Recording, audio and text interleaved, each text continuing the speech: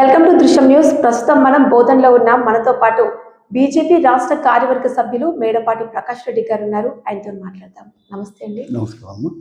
ఎలా జరుగుతుంది సార్? ప్రచారం అయితే మొదలైపోయింది. ఇక్కడ ఎలా జరుగుతుంది ప్రచారం? ఇప్పుడు రేపు 11వ తారీఖు రోజు జరిగే ఎన్నికల్లో భాగంగా భారతీయ జనతా పార్టీ ప్రజల్లోకి వెళ్తుంది. ప్రజలు కూడా బ్రహ్మాండంగా ఆదరిస్తున్నారు. ఇప్పటివరకు ప్రచారం చేసి రావడం జరిగింది. ఈసారి ముఖ్యంగా ప్రజలంతా భారతీయ జనతా పార్టీకి ఓటేయాలి.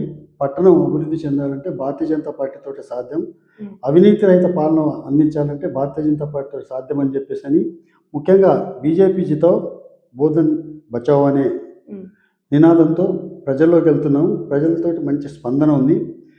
ఇకపోతే ప్రజలు కూడా ఆలోచిస్తున్నారు. గత 10 సంవత్సరాల బీఆర్ఎస్ ప్రభుత్వంలో కానీ, ఈ 2-2.5 సంవత్సరాల కాంగ్రెస్ ప్రభుత్వంలో కానీ బోధన్ పట్టణం మున్సిపాలిటీకి ఒక చిల్లి పైసా వచ్చింది లేదు. ఓన్లీ బోధన్ మొత్తంలో చూసుకున్నట్టయితే రోడ్డు మధ్యలో డివైడర్ కట్టడం తప్ప ఈ 12 సంవత్సరాల నుంచి ఎటువంటి అభివృద్ధి లేదు. మొత్తం ఏ వార్డుకి వెళ్ళినా కూడా దోమలమయం, శుభ్రత లేదు. మున్సిపాలిటీ కార్పొరేటర్లు కానీ, పాత కార్పొరేటర్స్ కానివ్వండి, వాళ్ళందరూ కూడా గెలిచిన తర్వాత వాళ్ళ ఆస్తులు పెంచుకోవడానికి చూసుకున్నారు కానీ వాళ్ళ ప్రజలకి ఎటువంటి ఉపయోగం లేకుండా పోయింది. కాబట్టి ప్రజలందరూ కూడా భారతీయ జనతా పార్టీ ఓటేయాలి. భారతీయ జనతా పార్టీ నాయకులు అయితేనే వాళ్ళకి అందుబాటులో ఉంటారు. వాళ్ళతోటి తప్పకుండా పని చేయించుకోవచ్చు. అలాగే కూడా గత 6 నెలల క్రితం 18 కోట్ల రూపాయలు కేంద్ర నిధులు బోధన్ పట్టణానికి ఇవ్వటం జరిగింది. అది కూడా భారతీయ జనతా పార్టీ ఇవ్వటం జరిగింది. ఆ 18 కోట్ల వర్కులు కూడా ఇప్పుడున్న ప్రభుత్వం సరిగ్గా ఖర్చు పెట్టలేకపోతుంది. కాబట్టి ఇవన్నీ గమనిస్తున్నారు ప్రజలు. ఏ పార్టీ అయితే వాళ్ళకి ఇది లోకల్ ఎలక్షన్స్ కాబట్టి వాళ్ళకి అందుబాటులో ఉండే నాయకులు ఏ పార్టీలో ఉన్నారని ఎత్తుక్కుంటూ, అలాగే ఏదైతే నరేంద్ర మోడీ గారి పైన ఉన్న భారతదేశంలో నరేంద్ర మోడీ గారి పైన ఉన్న ఇది కూడా అభిమానాన్ని కూడా చాటు చూపుతున్నారు. కాబట్టి అత్యంత ఎక్కువ సంఖ్యలో సీట్లు మాకు వస్తాయని ఆశిస్తున్నాం. బోధన్లో ఎన్ని డివిజన్స్ ఉన్నాయి? బీజేపీ క్యాండిడేట్స్ ఎంతమంది నిల్చున్నారు? మొత్తంగా 38 డివిజన్స్ ఉన్నాయి. 38 డివిజన్స్లో మేము సుమారు 25 చోట పోటీ చేయడం జరుగుతుంది. మిగిలిన మేజర్గా మైనారిటీ డివిజన్స్ ఉన్నాయి కాబట్టి వాటిలో కంప్లీట్ 100% మైనారిటీస్ ఉన్నారు కాబట్టి మేము అక్కడ పోటీ చేయట్లేదు. ఈ 25లో మాత్రం మంచి పోటీని ఇస్తున్నాం. సుమారు 14 నుంచి 15 సీట్లు మేము గెలుస్తామని చెప్పి పూర్తి నమ్మకం మాకుంది. ఇప్పటి వరకు కూడా బోధన్లో మన బీజేపీ జెండా ఎగరవేయలేదు. ఈసారి ఖచ్చితంగా జెండా ఎగురుతుందని మీరు అనుకుంటున్నారా? తప్పకుండా ఎగురుతున్నాం ఈసారి. ఎందుకంటే గతంతో పోల్చుకుంటే ప్రతి ఎలక్షన్లలో కూడా మా ఓటు పర్సెంటేజ్ పెరుగుతూ వచ్చింది. గత ఎమ్మెల్యే ఎలక్షన్స్ కానివ్వండి 23లో, గత ఎమ్మెల్యే ఎలక్షన్స్లో సుమారు 35,000 ఓట్లు వచ్చాయి. తర్వాత ఇంకా దగ్గర 20% పెరిగాయి. అలా పెరుగుతూనే వస్తుంది. ఈరోజు తప్పకుండా భారతీయ జనతా పార్టీ 15 సీట్లు ఇక్కడ కైవసం చేసుకుంటుందని చెప్పేసి అని మా శ్రేణులకి అందరికి కూడా దృఢ నమ్మకం ఉంది. అలాగే ప్రజలు కూడా భారతీయ జనతా పార్టీకి విశేష స్పందన లభిస్తుంది. ఇప్పుడు అభ్యర్థులతో పాటు మీరు కూడా ప్రచారానికి వెళ్తున్నారు. అంటే కొన్ని కాలనీస్లో కొన్ని సమస్యలు ఎదురు ఉండొచ్చు. మీకు ఏమైనా సమస్యలు, అంటే ఇందాక చెప్పారు మైనార్టీస్ ఉన్నారు, ఇతర వాళ్ళు ఉన్నారు కదా, మీకు ఏమైనా సమస్యలు ఎదురయ్యాయి? తప్పకుండా వెళ్ళిన ప్రతి చోట ముఖ్యంగా ప్రజలు ఎదుర్కొంటున్న సమస్య వాళ్ళకి సరైన రోడ్స్ లేవు, అలాగే డ్రైనేజ్ వ్యవస్థ లేదు, అలాగే మంచినీటి సమస్య విపరీతంగా ఉంది. వేసవి కాలంలో అయితే డెఫినెట్గా మంచినీరు కొనుక్కోవాల్సి వస్తుంది. దానికి ఎటువంటి సౌలభ్యత మున్సిపాలిటీ కల్పించలేకపోతుంది. ఇక కుల సంఘాలకు భవనాలు ఇవన్నీ చిన్న ఇవి ఉన్నాయి కానీ మేజర్గా ఇన్ఫ్రాస్ట్రక్చర్ అనేది మున్సిపాలిటీ కల్పించాల్సిన ఇన్ఫ్రాస్ట్రక్చర్ కల్పించలేకపోతుందని చెప్పేసి ప్రజలు వాపోతున్నారు. ఇప్పుడు మీరు గెలిచిన తర్వాత ఇక్కడ ఆల్రెడీ 10-12 సంవత్సరాల నుంచి కూడా ఎలాంటి అభివృద్ధికి నోచుకోలేదని చెప్తున్నారు. ఇప్పుడు ఫండ్స్ మనకు అంతగానం రిలీజ్ చేసే ఛాన్స్ ఉందా? ఎలా తీసుకొస్తారు ఫండ్స్?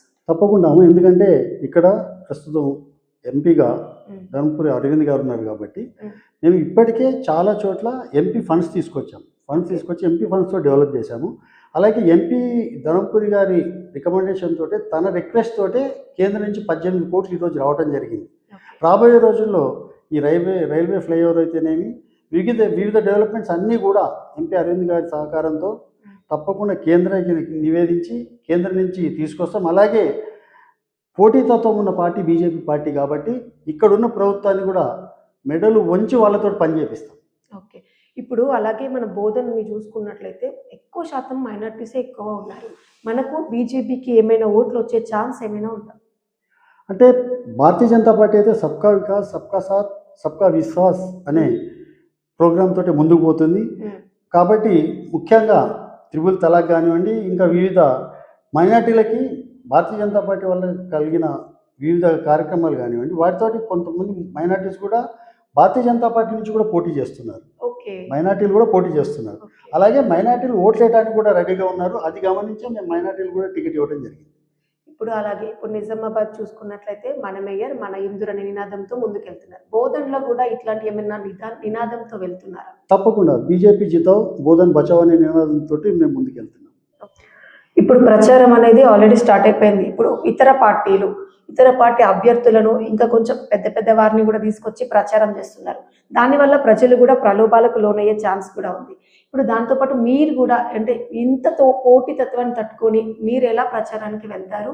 ఓటర్ల నుంచి ఎలా ఓట్లు రాబట్టుకుంటారు? ముఖ్యంగా ఇక్కడ గమనించాల్సింది ఏంటంటే ప్రజలు అందరికంటే తెలివైన వారు. రాజకీయ నాయకులు అందరికంటే, రాజకీయ పార్టీలు అందరికంటే ప్రజలు తెలివైన వారు. ప్రజలు గమనిస్తున్నారు. గత టీఆర్ఎస్ ప్రభుత్వం ఏం చేసింది, అలాగే కాంగ్రెస్ ఇచ్చిన గ్యారెంటీలు ఎంతవరకు ఫుల్ఫిల్ చేశాయి, ఇవన్నీ గమనిస్తున్నారు. కాబట్టి భారతీయ జనతా పార్టీ ముఖ్యంగా నిజామాబాద్ జిల్లాకు వచ్చేసరికి పసుపు బోర్డు తీసుకొస్తానని చెప్పేసి ధనపాల్ గారు బాండ్ పేపర్ పైన రాసిచ్చారు. అలాగే తీసుకొచ్చారు. అలాగే భారతీయ జనతా పార్టీ అంటే పూర్తి విశ్వాసం ఉంది ప్రజల్లో ఈరోజు. కాబట్టి ప్రజలు భారతీయ జనతా పార్టీ వైపు మొగ్గు చూపుతారు.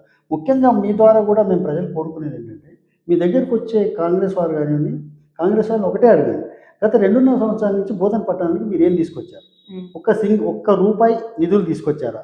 వారు ఎటువంటి నిధులు తీసుకొచ్చినా కూడా ఆ శ్వేతపత్రం రిలీజ్ చేస్తే మేము ఎలాగే వాళ్ళు ఎక్కడైనా డ్రాప్ చేసుకోమన్నా మేము రెడీగా ఉన్నాం దాన్ని. కాబట్టి వాళ్ళు ఈ 2.5 సంవత్సరాలు 10 రూపాయలు కూడా ఇక్కడ ఖర్చు పెట్టలేదు. ఇకపోతే బీఆర్ఎస్ సంగతి తీసుకుంటే, బీఆర్ఎస్ ప్రభుత్వం ఉన్నప్పుడు కూడా స్థానిక ఎమ్మెల్యే షకీల్ ఓన్లీ జీవోలు తీసుకొచ్చాడు, 5 కోట్లు 10 కోట్లు అని. కానీ ప్రాక్టికల్గా గ్రౌండ్ అయిన డబ్బులు 1 రూపాయి కూడా తీసుకొని రాలేదు ఇక్కడ. నేను ఇందాక చెప్పినట్టు రోడ్ డివైడరు, ఆ డివైడర్ మధ్యలో కోనోకార్పస్ చెట్లు తప్ప బోధనకి గత 15 సంవత్సరాల నుంచి కూడా ఎటువంటి అభివృద్ధి లేదు. భారతీయ జనతా పార్టీ వచ్చిందంటే తప్పకుండా నేను కేంద్రానికి బతిమలాడుకుంటాం, మా ఎంపీ గారి సహాయ సహకారంతో తప్పకుండా డెవలప్ చేస్తాం. ఓకే. అలాగే రేపు 6వ తేదీ రోజున సీఎం రాబోతున్నారు, దాని గురించి మీరేమంటారు? అంటే ముఖ్యంగా ఎన్నికలు అన్న తర్వాత పార్టీ నాయకులు రావటం సహజం. అలాగే నిన్న మా నేషనల్ పార్టీ అధ్యక్షులు కూడా మహబూబ్నగర్ రావటం జరిగింది. 8వ తారీఖు రోజు గౌరవ కేంద్ర హోంమంత్రి అమిత్ షా గారు కూడా నిర్మల్ వస్తున్నారు. అలాగే వివిధ ప్రతి పార్టీ నాయకులు ఆ పార్టీని సమర్థిస్తూ రావటం జరుగుతుంది. వాటి ప్రభావం తప్పకుండా ఉంటుంది. కాబట్టి ఆ ప్రభావం బోధన పట్టణం పైన కూడా ఉంటుంది. ఓకే. ఇందాక మీరు చెప్పినట్టుగా అసలు బోధనలో అభివృద్ధి జరగలేదంటారా? తప్పకుండా ఈ 15 సంవత్సరాల నుంచి మాత్రం ఎట్టి పరిస్థితుల్లో ఎటువంటి అభివృద్ధి జరగలేదు. ముఖ్యంగా మీరు ఈ 2.5 సంవత్సరాలు తీసుకుంటే 10 రూపాయలు కూడా బోధన పట్టణంలో మున్సిపాలిటీకి అలాట్ చేసింది కానీ, తీసుకొచ్చి పెట్టింది కానీ డబ్బులు లేవు. ముఖ్యంగా ఏంటంటే ప్రతి ఒక్కటి స్థానిక ఎమ్మెల్యే గారు కానీ ఒకటే చెప్తున్నారు, గవర్నమెంట్ ప్రభుత్వం దగ్గర డబ్బులు లేవు కాబట్టి మేము ఇవ్వలేమని చెప్తున్నారు. అటువంటప్పుడు కేంద్రాన్ని రిక్వెస్ట్ చేసి కేంద్రం నుంచి అయినా ఫండ్స్ తెచ్చుకోవాలి. ఎంపీగా ఇప్పటి వరకు బోధన్ మున్సిపాలిటీ నుండి ఒక్క రిప్రజెంటేషన్ అయినా మా ఎంపీ గారికి ఇచ్చారా బోధన్ డెవలప్మెంట్ ఫండ్స్ తీసుకురమ్మని? ఎందుకంటే హైరార్కీ బేస్డ్ ఉంది కాబట్టి ఎంపీ గారిని కూడా రిక్వెస్ట్ చేసి కేంద్రం నుంచి అయినా ఫండ్స్ తెచ్చుకోగలగాలి ఇక్కడ డబ్బులు లేనప్పుడు. అది మేము చేయగలం. వాళ్ళు ఈ రోజు వరకు కూడా చేయలేదు. వాళ్ళు ఈరోజు ఓటర్ వేయడానికి వచ్చినప్పుడు ప్రజలు కూడా రెడీగా ఉన్నారు అడగటానికి. ఎందుకంటే మా రోడ్స్ ఏమయ్యాయి, మా దగ్గర మీ 2 సంవత్సరాల్లో మీరు చెప్పిన 6 గ్యారంటీలు ఏమయ్యాయి, స్థానికంగా రోడ్స్ ఏమయ్యాయి, వాటర్ సమస్య కానివ్వండి, డ్రైనేజ్ సమస్య కానివ్వండి, ఈ దోమల సమస్య కానివ్వండి, వీటి గురించి నిలదీయడానికి ప్రజలు రెడీగా ఉన్నారు. ఓకే. మీరు గెలిస్తే పట్టణ ప్రజలకు ఏం చేస్తారు? తప్పకుండా రోడ్స్ వీటన్నిటిపైన కూడా ఒక ముఖ్యంగా రైల్వే ఫ్లైఓవర్ నిర్మాణం ఆల్రెడీ ప్రాసెస్లో ఉంది, దాన్ని స్పీడప్ చేస్తాము. అలాగే వివిధ వార్డులలో రోడ్స్ కూడా ఎంపీ ఫండ్స్ నుంచి ఫండ్స్ పెట్టిస్తాము. అలాగే ఇంకా డెవలప్మెంట్ యాక్టివిటీస్ కూడా స్థానిక ఎంపీ సహాయ సహకారంతో కేంద్రంతో ఫండ్స్ తెచ్చుకోవడానికి పూర్తిగా ట్రై చేస్తాం. మీ బీజేపీ అభ్యర్థులకు అలాగే పట్టణ ఓటర్లకు ఏం చెప్పాలనుకుంటున్నారు? ముఖ్యంగా మా అభ్యర్థులందరూ కూడా వార్డులలో ప్రచారం చేస్తున్నారు. ప్రచారంలో భాగంగా ప్రతి సమస్యని ఈరోజే కాకుండా గత సంవత్సరం నుంచి కూడా ప్రజల్లో ఉంటున్నారు, ఆ వార్డుల్లో ఉంటున్నారు. వాటి సమస్యల్ని మున్సిపల్ శాఖ అధికారుల దృష్టికి తీసుకెళ్ళి అవి పరిష్కారం అయ్యేటట్టు చూస్తున్నారు. అలాగే మా క్యాండిడేట్లు అందరూ కూడా ప్రజల దగ్గరికి వెళ్ళి ఈ 5 రోజులు కూడా ప్రజల దగ్గరికి వెళ్ళి ప్రజలకి ఉన్న భరోసా కల్పిస్తున్నారు. ప్రజలు కూడా వారు నమ్ముతున్నారు. మాకు పూర్తి విశ్వాసం ఉంది. భారతీయ జనతా పార్టీ మంచి మెజార్టీతోటి సుమారు 15 సీట్లు ఇక్కడ గెలుస్తుందని మాకు పూర్తి విశ్వాసం ఉంది. అలాగే ప్రత్యర్థ పార్టీలను కూడా నేను కోరుకునేది ఏంటంటే, ముఖ్యంగా మీరు ప్రజల దగ్గరికి వెళ్ళేటప్పుడు ప్రజలకి మీరు కాంగ్రెస్ వాళ్ళైతే ఈ 2.5 సంవత్సరాల నుంచి ఏం చేశారు, మీ వార్డులలో ఏం చేశారో చెప్పండి. చెప్పేంత దమ్ము ధైర్యం మీకు ఉందా? అలాగే బీఆర్ఎస్ వాళ్ళు గత 10 సంవత్సరాల నుంచి మీ వార్డులలో ఏం చేశారు? ఓన్లీ మీ క్యాండిడేట్లు అభివృద్ధి తప్ప ప్రజలకి మీరు ఒరగబెట్టింది ఏంటనేది ఒకసారి చెప్పిన తర్వాత మీరు ఓటు అడగాలని చెప్పేసి అని మీ అందరికీ కూడా డిమాండ్ చేస్తున్నారు.